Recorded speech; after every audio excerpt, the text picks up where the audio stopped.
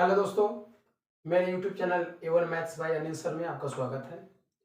जैसा कि मैंने आपको कल बताया था कि छोटे छोटे बातों को हम लोग पढ़ते चलेंगे, क्योंकि कोई भी बड़े मकान जो बनते हैं वो छोटे ईंट से ही बनते हैं। छोटे ईंट के मिलने से ही बड़े मकान का निर्माण होता है। हम लोग छोटी छोटी बातों को भी पढ़ते चलेंगे, बाद में बड़े बड़े क्वेश्चन को हम हल कर पाएंगे। जैसा कि मैंने आप लोगों को बताया था कल कि बिंदु, किरण, रेखा, रेखाखंड, कोण, ये सब के बारे में हम लोग को जानकारी होना बहुत जरूरी है। अगर आपको जानकारी नहीं हो पाएगी तो आप कुछ सीख नहीं पाइएगा, आपको कुछ समझ में नहीं आ पाएगा। तो बेसिक बातें हैं, लेकिन समझना बहुत जरूरी है। कल मैंने आपको बिंदु के बारे में बता दिया था कि बिंदु किसे कहते हैं। कोण के बारे में आज बताऊंगा, रेखा के बारे में बता दिया, किरण के बारे में बता दिया, रेखाखंड के बारे में बता दिया था, समानांतर रेखा के बारे में बतला दिया था। आज हम लोग कोण के बारे में समझते हैं। कोण का निर्माण दो रेखाओं के मिलने से, या आप ऐसे भी बोल सकते हैं कि कोण का निर्माण दो रेखाखंडों के मिलने से, या कोण का निर्माण दो किरणों के मिलने से बनता है, होता है। जैसे आप बोर्ड पर देख पा रहे होंगे, मैंने एक दो एग्जाम्पल लिया है यह दिखाने के लिए कि यह कोण बन रहा है। जैसे ये दो किरण है, आप देख पा रहे हैं। दो किरणों के मिलने से जो उसके दोनों किरण के बीच में जो बना है, इसी को हम लोग कोण कहते हैं। कोण के तीन प्रकार होते हैं। कोण को पहले दर्शाने का तरीका समझ लीजिए। कोण को दर्शाने का तरीका है कि या तो आप तीन लेटर में दर्शाइए या आप एक लेटर में दर्शाइए। जिस बिंदु पर कोण का निर्माण होता है, आप सिर्फ उस बिंदु के नाम से भी आप कोण का नाम बोल सकते हैं, या आप तीन लेटर में भी आप इसका नाम बोल सकते हैं। लेकिन ये एक बात ध्यान देने वाली बात उसमें यह रहती है कि जहां जिस बिंदु पर कोण का निर्माण होता है, उस बिंदु को बीच में बोलना है। आप कोण, इस कोण को आप कोण ABC भी बोल सकते हैं, या कोण B भी बोल सकते हैं, या आप ऐसे भी इसको बोल सकते हैं कोण CBA। यानी एक ही बात आपको ध्यान रखनी है कि जिस बिंदु पर कोण का निर्माण हो रहा है, उस बिंदु को बीच में बोला जाए। तो कोण CBA भी आप बोल सकते हैं, कोण ABC भी आप बोल सकते हैं, या अगर उस बिंदु पर एक कोण बन रहा हो तो आप उसका नाम एक लेटर में भी बोल सकते हैं, कोण B। इसी प्रकार ये भी है, जैसा कि आप लोग देख रहे हैं।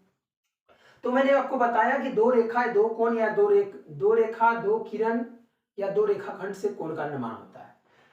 कोण के बहुत सारे प्रकार पढ़ रहे हैं। जैसे कोण के तीन प्रकार पढ़ रहे हैं, आप बोर्ड पर देख पा रहे होंगे। पहला प्रकार है इनका समकोण। नाम से ही आप समझ पा रहे होंगे कि समकोण का मतलब ये होता है कि 90 डिग्री वाला कोण, यानी वैसा कोण जिसका माप 90 डिग्री हो, उस कोण को हम लोग समकोण कहते हैं। जैसा कि आप लोग बोर्ड पर देख पा रहे हैं, ये चिन्ह आप ध्यान रखिएगा तो आपको समकोण समझने में आसानी होगी। ये चिन्ह का मतलब होता ही है 90 डिग्री।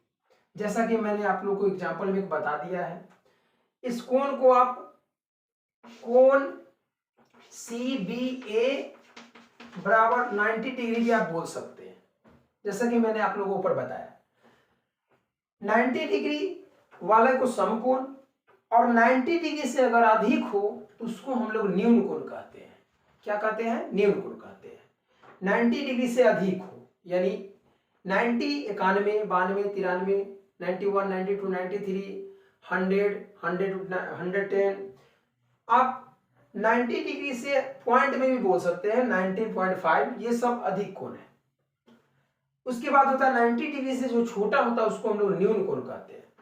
90 डिग्री से छोटा यानी 89, 88, 87, ये सभी कोण को हम लोग न्यून कोण कहते हैं। न्यून कोण को आप संकेत में ऐसे दर्शा सकते हैं कि जो कोण है वह 90 डिग्री से छोटा है। इसमें होता है ABC जो है इक्वल टू है 90 डिग्री, ABC जो है ग्रेटर देन है 90 डिग्री से, और ABC जो है लेस देन है 90 डिग्री से। आप इस प्रकार से समझ पा रहे होंगे। ये छोटी छोटी बातें हैं, लेकिन हम लोग को बड़ी बड़ी बड़ी क्वेश्चन बनाने में आपको बहुत सहूलियत देगी, बहुत आसानी पहुंचाएगी। इसके बाद हम लोग पढ़ेंगे ट्रायंगल यानी त्रिभुज। त्रिभुज के बारे में मैं आप लोगों को बता दूं, जिस प्रकार से दो रेखाओं के मिलने से कोण का निर्माण होता है, उसी प्रकार से तीन रेखाओं के यानी तीन भुजाओं के या तीन रेखाखंड, तीन किरण के मिलने से त्रिभुज का निर्माण होता है। तीन रेखा से घिरे हुए क्षेत्र को त्रिभुज कहते हैं। परिभाषा हम लोग ऐसे बोल पाते हैं। त्रिभुज किसे कहते हैं? त्रिभुज कहते हैं तीन भुजाओं से घिरे हुए क्षेत्र को। जैसे त्रिभुज ऐसा होता है, आप ऐसे देखते होंगे, या आप ऐसे भी देखते होंगे, या आप ऐसे भी देख सकते हैं। तो ये सभी त्रिभुज के प्रकार है। इसमें आप इसको ऐसे भी बोल सकते हैं कि तीन भुजाओं से घिरे हुए क्षेत्र यानी बंद आकृति को, तीन रेखाओं से घिरे हुए बंद आकृति को हम लोग त्रिभुज कहते हैं। जिसमें आप लोग देख पा रहे होंगे तो आपको पता चलेगा कि इसमें ये जो माथा है इसको हम लोग शीर्ष कहते हैं। शीर्ष इसमें तीन है, इसको हम लोग कोण कहते हैं। इसमें कोण भी तीन है, और कोणों का योगफल, तीनों कोणों का योगफल, तीनों कोणों का योगफल, तीनों कोणों का योगफल 180 डिग्री के बराबर होता है। इसमें भुजा, जिसको हम लोग भुजा बोलते हैं, रेखा बोलते हैं, रेखाखंड बोलते हैं, जो भी आप बोलिए, इसको भुजा बोलते हैं। इसमें भुजा भी तीन होते हैं, और इसमें दो फलक होते हैं यानी फेस होते हैं। इसमें फेस दो होते हैं, एक आगे की तरफ और एक पीछे की तरफ। मैं आपको एक बात बता दूं, ये जितना जो हम लोग आप पढ़ रहे हैं, त्रिभुज और चतुर्भुज पढ़ेंगे, पंचभुज पढ़ेंगे, षष्ठभुज पढ़ेंगे, वृत्त पढ़ेंगे, अर्धवृत्त पढ़ेंगे, ये सभी 2 डायमेंशनल होते हैं, द्विविमीय होते हैं। इसका मतलब इसमें दो चीज होते हैं, लंबाई चौड़ाई, या चौड़ाई ऊंचाई, या लंबाई ऊंचाई, दो ही चीज होंगे। इसको हम लोग 2 डायमेंशनल बोलते हैं, द्विविमीय बोलते हैं। आगे आप समझ पाइएगा। त्रिभुज में फिर से आप एक बार समझ लीजिए कि त्रिभुज में 3 शीर्ष होते हैं, 3 कोण होते हैं, 3 भुजा होते हैं, 2 फलक होते हैं, फलक 2 होते हैं, और तीनों कोणों का योगफल जो होता है, तीनों कोणों को जोड़ने पर जो होता है वो 180 डिग्री के बराबर होता है। त्रिभुज के अनेक प्रकार पढ़ने हैं। त्रिभुज के लगभग 7 प्रकार मैं आपको बताऊंगा। जैसे आप यहां ध्यान से देखिएगा तो आपको पता चलेगा कि 3 कोण होते हैं त्रिभुज में, और भुजा भी 3 होते हैं। तो भुजा के अनुसार त्रिभुज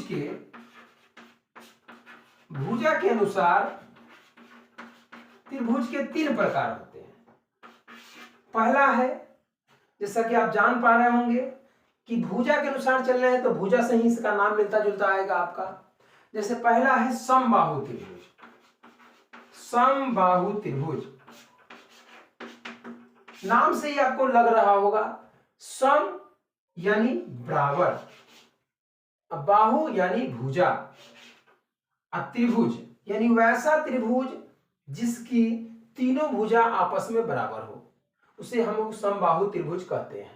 वैसा त्रिभुज जिसकी तीनों भुजा आपस में बराबर हो, उसे हम समबाहु त्रिभुज कहते हैं। फिर से मैं आप लोग को समझा दूं, समबाहु त्रिभुज में भी हम लोग बहुत प्रकार की बात पढ़ेंगे। जैसे समबाहु त्रिभुज की तीनों भुजाएं बराबर होती है, जिसके कारण तीनों कोण भी इसके बराबर होते हैं।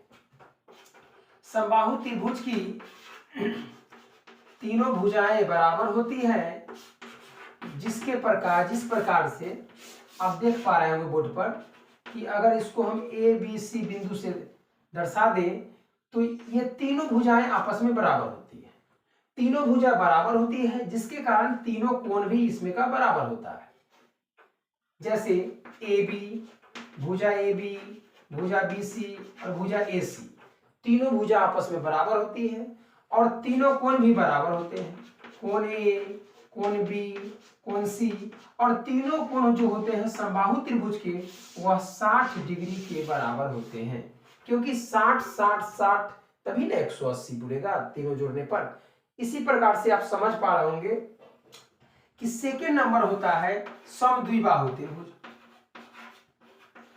समद्विबाहु त्रिभुज।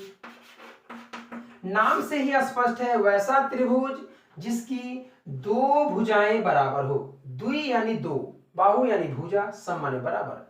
वैसा त्रिभुज जिसकी दो भुजाएं आपस में बराबर हो उसे हम लोग समद्विबाहु त्रिभुज कहते हैं। इसमें एक बात जानने वाली ये है कि इसमें अगर दो भुजें बराबर होते हैं तो दो कोण भी बराबर होते हैं।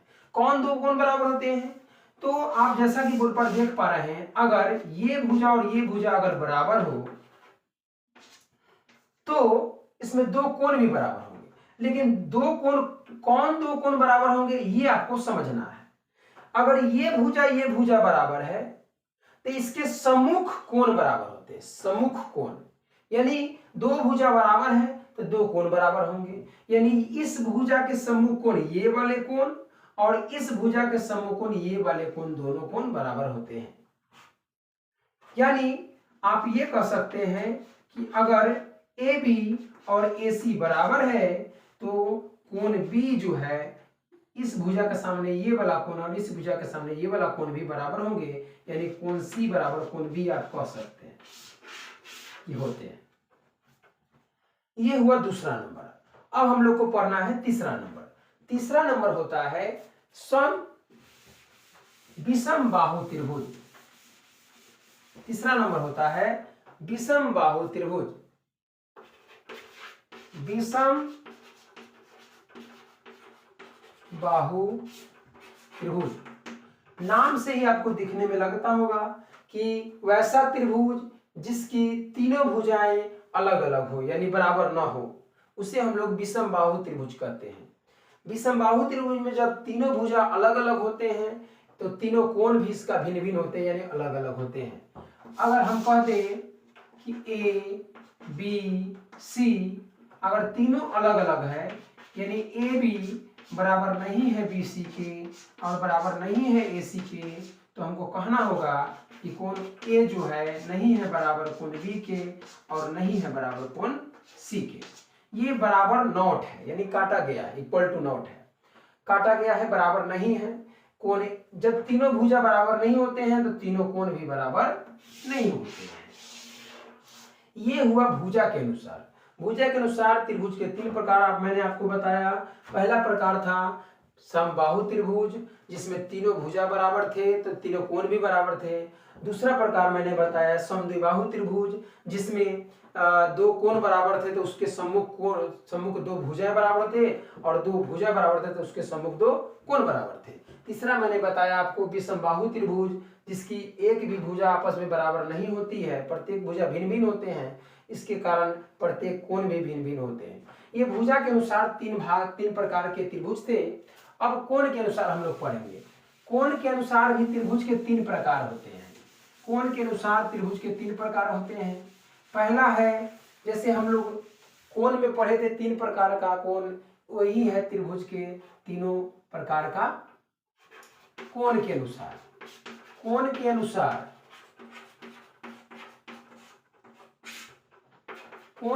त्रिभुज के तीन प्रकार होते हैं। पहला है समकोण त्रिभुज, जैसा कि मैंने आपको कोण में पढ़ाया था। ये नाम से ही बुझा रहा है, लग रहा है कि वैसा त्रिभुज जिसका एक कोण, इसमें एक बोलना है, ध्यान रहे, क्योंकि त्रिभुज के तीनों कोण जोड़ने पर 180 डिग्री होता है, इसमें एक बोलना है। वैसा त्रिभुज जिसका एक कोण 90 डिग्री हो, जैसा कि आप लोगों ने बोर्ड पर देख पा रहे होंगे। वैसा त्रिभुज जिसका एक कोण 90 डिग्री हो।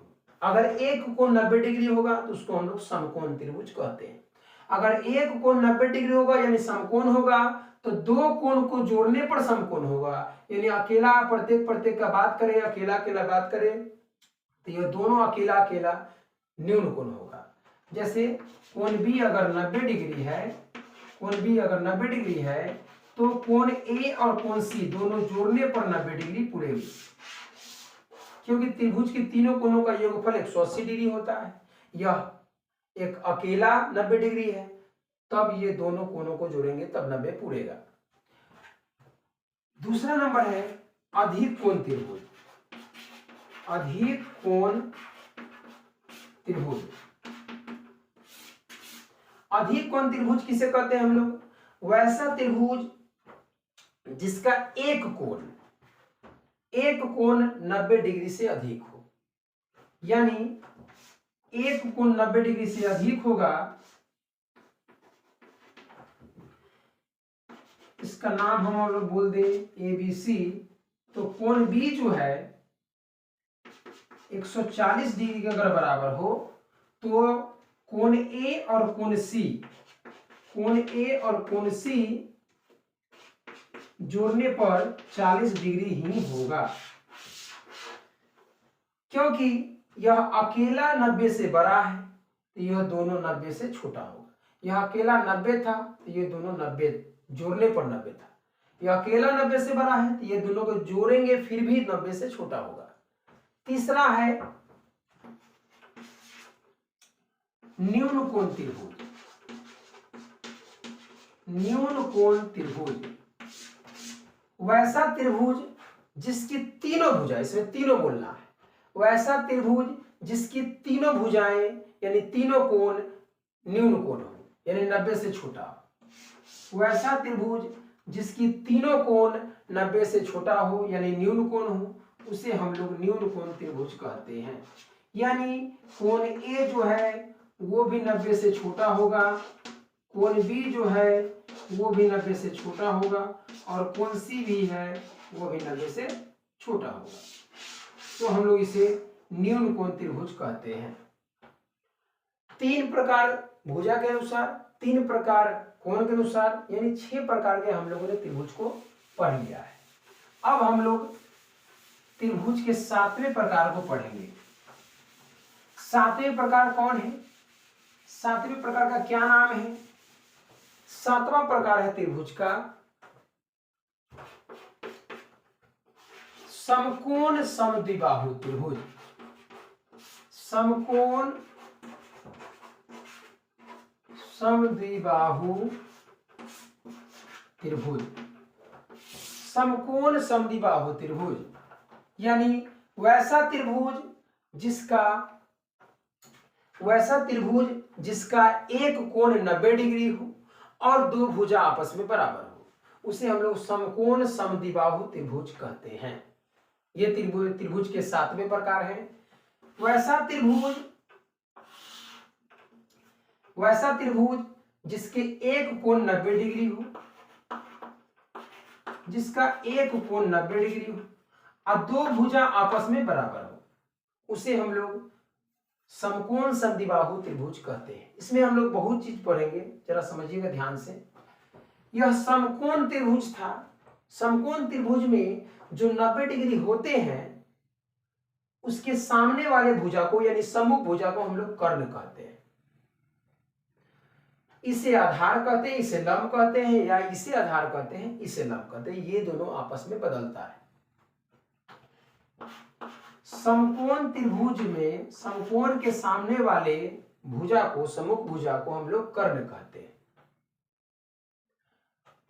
जैसा कि हम लोगों ने समझ चुके हैं कि कोण B अगर 90 डिग्री है और दो भुजाएं आपस में बराबर है, AB और BC आपस में बराबर है, तो अभी मैंने आपको बताया था समद्विबाहु त्रिभुज में कि जब दो कोण आपस में बराबर हो तो दो भुजाएं भी आपस में बराबर होती हैं, और जब दो भुजाएं आपस में बराबर हो तो दो कोण भी आपस में बराबर होते हैं।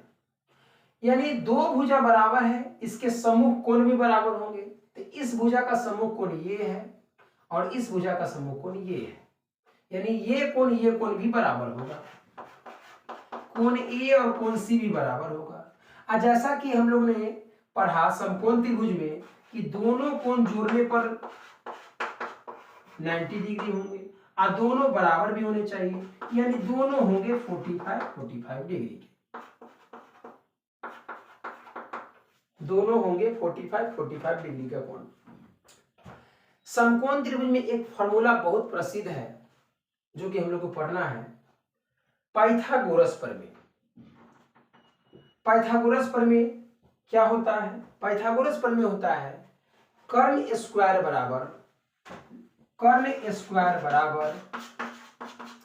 लंब स्क्वायर जोड़ आधार स्क्वायर। पाइथागोरस प्रमेय होता है कर्ण स्क्वायर बराबर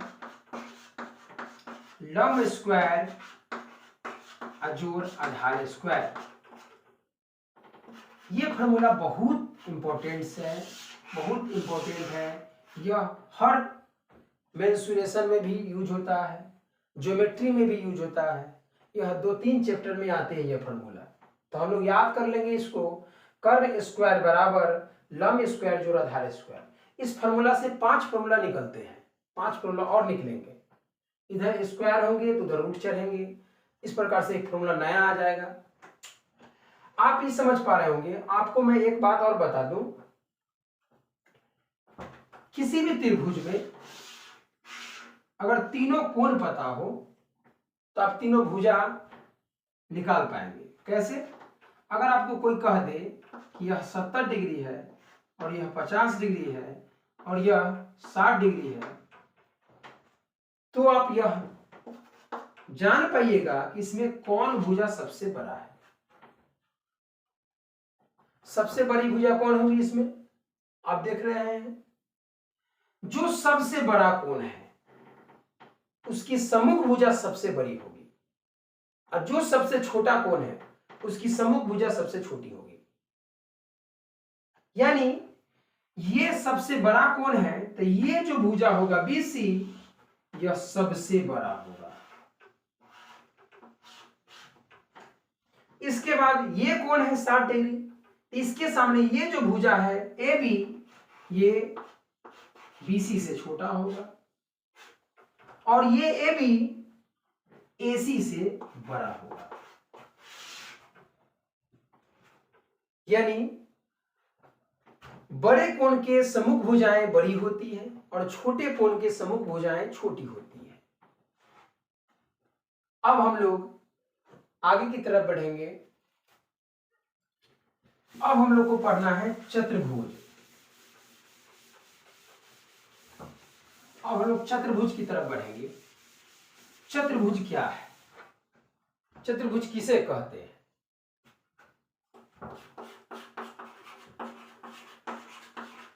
चतुर्भुज, चतुर्भुज किसे कहते हैं?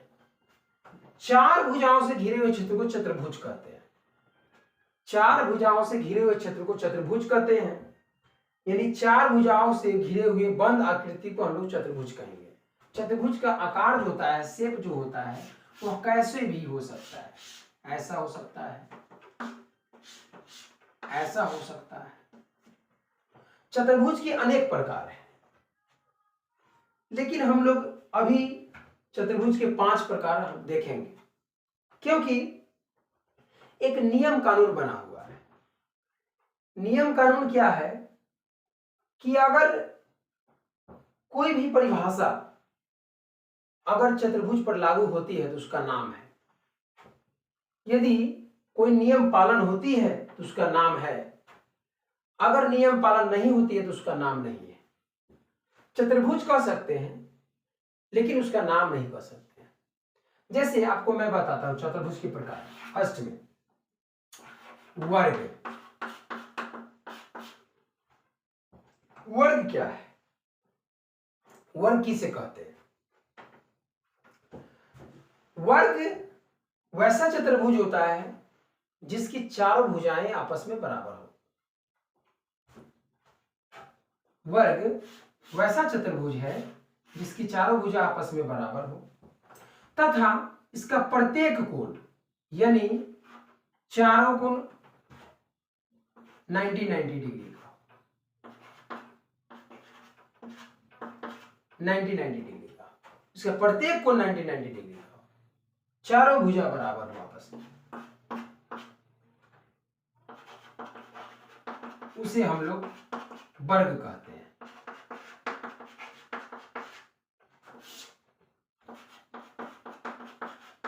इसके चारों कोण 90-90 डिग्री के। इसमें और बात है, 2-3 बात और हम लोग को जाननी है। जैसे इसमें हम लोग किसी भी चतुर्भुज में 2 विकर्ण खींच सकते हैं, 2 विकर्ण। वर्ग के दोनों विकर्ण भी आपस में बराबर होते हैं। ये कंडीशन है इसका। वर्ग के ये जो होते हैं लंब होते हैं, यानी विकर्ण एक दूसरे पर लंब भी होते हैं। वर्ग के विकर्ण एक दूसरे पर लंब होते हैं, यानी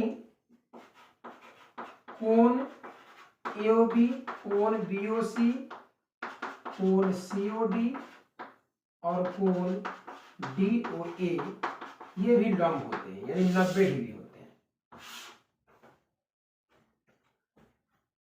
वर्ग के विकर्ण एक दूसरे को समद्विभाजित भी करते हैं, यानी ये टुकड़ा और ये टुकड़ा आपस में बराबर होता है, ये टुकड़ा आपस में बराबर होता है।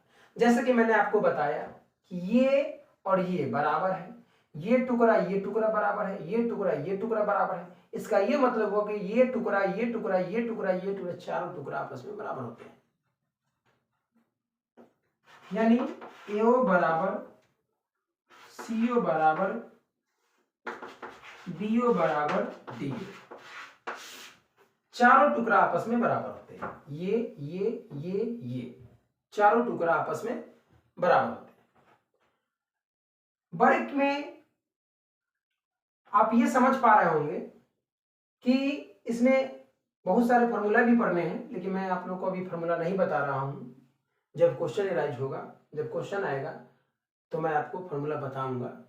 सारे फॉर्मूले को हम लोग चलेंगे, अभी तो ये सिर्फ इंट्रोडक्शन चल रहा है इसका, सिर्फ हम लोग परिभाषित कर रहे हैं इसको पहचानेंगे कैसे, इसमें क्या क्या होता है। जैसे चतुर्भुज में 4 भुजाएं होती हैं,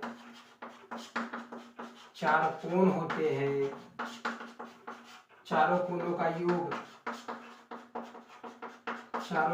योग 360 डिग्री होता है। शीर्ष जो होते हैं वह 4 होते हैं, फलक जो होते हैं वह 2 होते हैं। ये सभी होते हैं वर्ग में। हर चतुर्भुज में इतने बात होते हैं, भुजा 4 होते हैं, कोण 4 होते हैं, शीर्ष 4 होते हैं, चारों कोणों का योगफल 360 डिग्री होता है, फलक 2 होते हैं, फलक इसमें भी 2 होते हैं, त्रिभुज में भी फलक 2 होते हैं, चतुर्भुज में भी फलक 2 होते हैं। अब आगे हम लोग पढ़ पाएंगे। अब हम लोग को आगे पढ़ना है सम चतुर्भुज, आयत, समानांतर चतुर्भुज, समनम चतुर्भुज। उसके बाद हम लोग पंचभुज पढ़ेंगे, षष्ठभुज पढ़ेंगे, सप्तभुज पढ़ेंगे। ये सब के बारे में परिचित हम लोग होंगे। मेरे चैनल पर नए हैं तो चैनल को सब्सक्राइब कर ले, लिंक को अपने दोस्तों में शेयर कर ले, कमेंट करें अगर अच्छा लगे तो। और मैं एक बात और कहना चाहूँगा, अपने राष्ट्र के प्रति 2 लाइन हम लोग अपने राष्ट्रगान को गुनगुना ले। मेरे 3 गिनने पर आप लोग गुनगुनाना शुरू कीजिएगा। 1 2 3। जन गण मन अधिनायकी जय हे, भारत भाग्य विधाता। पंजाब सिंध गुजरात मराठा, द्राविड़ उत्कल बंगा, विंध्य हिमाचल यमुना गंगा, ऊंचल जलधि तरंगा। तब शुभ नाम जागे, तब शुभ आशीष मांगे, जाए तब जय गाथा। जन गण मंगलदायक जय हे, भारत भाग्य विधाता। जय हे, जय हे, जय हे, जय जय जय जय हे। जय हिंद। थैंक यू दोस्तों।